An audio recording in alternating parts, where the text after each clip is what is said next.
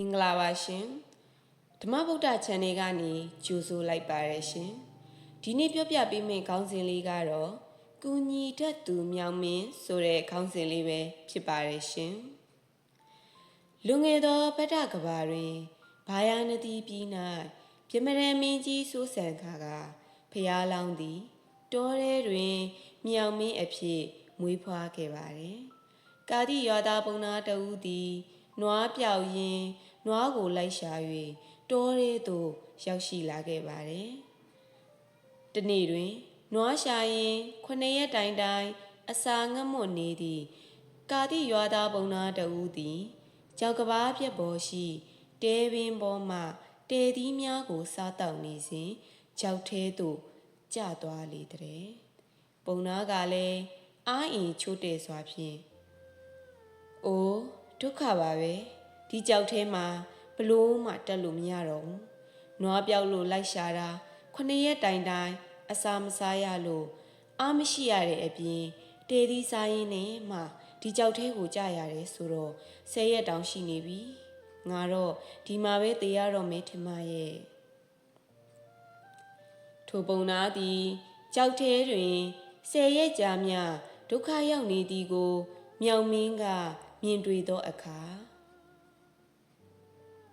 မြောင်မင်းကလည်းကြောက်အပေါ်မှအတန်ပေး၍အိုးအချင်းယောက်ျားမစိုးရိမ်ပါနဲ့တင့်ရဲ့ငိုကြွေးတန်ကိုငါကြားရတယ်ဒီတော်ထဲမှာငါဟာမြောင်မင်းပဲမင်းကိုကဲတင်မို့ငါလာခဲ့မယ်ပုံနာကလည်းအံ့အားသင့်စွာဖြင့်မြောင်မင်းဟုတ်လားငါ့ကိုဘလို့ကဲတင်ပါလဲဒီလောက်မြင့်တဲ့ကြောက်ကြီးကိုတဖန်မြောင်မင်းကလည်းစိုးမြိန်နဲ့တင့်ကိုကဲတင်မှုဆိုတာငါရဲ့တာဝန်မှာကြောက်ရွံ့ခြင်းကိုဖယ်ရှားပြီးငါကြောကုန်းပေါ်ကိုမြင်းမြဲတက်လိုက်ပါထို့နောက်မြောင်မင်းသည်ခွန်အားအပြည့်ဖြင့်ကြောက်နေရန်ကိုအားပြုကာပုံနာကိုကဲတင်ခဲ့ပါတယ်မြောင်မင်းကလည်းပုံနာကိုကဲတင်လိုက်တဲ့အခါမှာပင်မန်းလွန်းသဖြင့်ကြောက်ဖြာတစ်ခုပေါ်တွင်ခဏမျှအိပ်ဆက်အနားယူပါတယ်။ပုံနာကလည်းစိတ်ထဲမှာတွေးနေပါတော့တယ်။ကဲတယ်ဆိုတာတော့ပြောရတယ်ဆိုပေမဲ့ဒီမြောက်ကြီးကတကယ့်အသားတုံးကြီးပါလား။သူအသားကိုယူသွားရင်ငါမိန်းမနဲ့သားသမီးတွေအတွက်တကယ့်နှိမ့်လေစာကြီးဖြစ်မှာပဲ။ဂျေဇုဆိုတာဘာလဲဘယ်သူမှမမြင်နိုင်တဲ့ဒီတောထဲမှာငါအတွက်ဂျေဇုရှိတာကိုတော့ငါလုပ်ရမယ်ဂျေဇုမဲသောပုံနာကမြောင်မင်းရဲ့ဦးခေါင်းကိုကြောက်ခဲကြီးဖြင့်ထုခဲ၍တက်ရန်ကြိုးစားလေတော့တယ်မြောင်မင်းလည်းနာကျင်စွာနဲ့နိုးလာပြီးတစ်ကိုင်းပေါ်သို့ခုန်တက်သွားပါလေတယ်ထိုအခါမြောင်မင်းကဘာဖြစ်တာလဲအိုးယောက်ျားတင်ဒီငါ့ကိုကြောက်ခဲဖြင့်ထုခွဲလိုက်တာလားတင့်ရဲ့ဂျေဇုမသိတမှုဟာတလိษံထက်တောင်စိုးဝါလှပါလားထိုအခါပုံနာကလည်းအထိတ်တလန့်နဲ့ငါမဟုတ်ပါဘူးမင်းကိုလေအပန်းဖြေပေးတာပါမြောင်မင်းကလည်းတော်ပါတော့ငါ့ကိုစကားလှည့်မပြောနဲ့တော့တင့်လိုလူမျိုးကိုငါကြောပေါ်တင်ပြီးပြန်မပို့တော့ဘူးဆိုပေမဲ့ငါပြောခဲ့တဲ့ခရီးကိုတော့ငါမဖြတ်ဘူးလား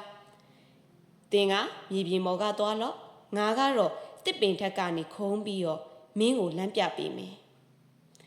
ဒီလိုနဲ့လူသားလမ်းသို့ရောက်တဲ့အခါမှာမြောင်မင်းကတောထဲသို့ပြန်ဝင်သွားလေတယ်ဂျေဇုကံသောပုံနာသည်ထိုကံ၏အကျိုးကြောင့်မကြာမီပင်နူနာယောဂါဆွဲကပ်ခါရုပ်ဆင်းအင်က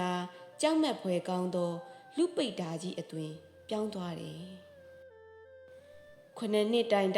ဆင်းရဲဝေဒနာကိုခံစားရင်ဘာယာနတိရှိမိခါစီကဥယျင်သို့ရောက်ရှိလာတော့တယ်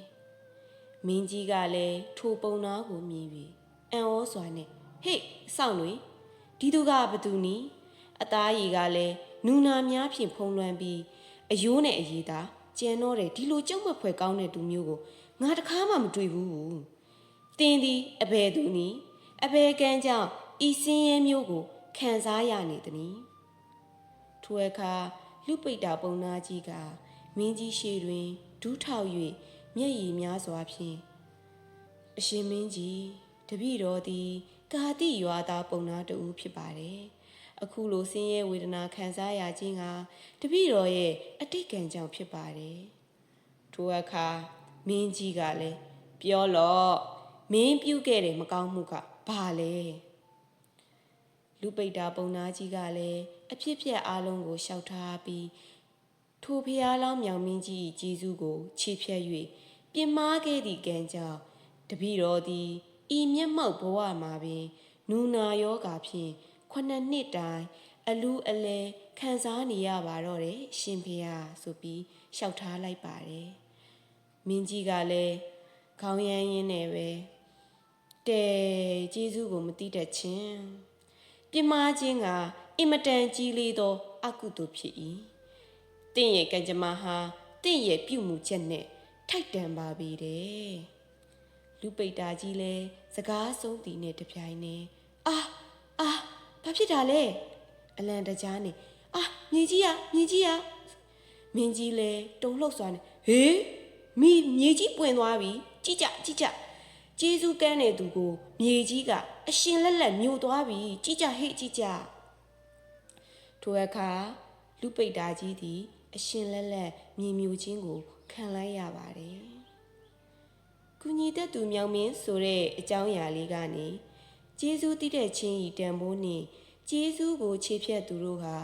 ဘယ်ဘဝတွင်မဆိုစိုးကျိုးကိုမုတ်ချခံစားရမယ်ဆိုတဲ့သင်ခန်းစာလေးရရှိပါတယ်ရှင်သင်ခန်းစာယူစရာများပါတဲ့အခြားပုံမြင်လေးတွေကိုဆက်လက်နားဆင်လိုပါက subscribe လေးလုပ်ခဲ့ပေးပါအောင်ရှင်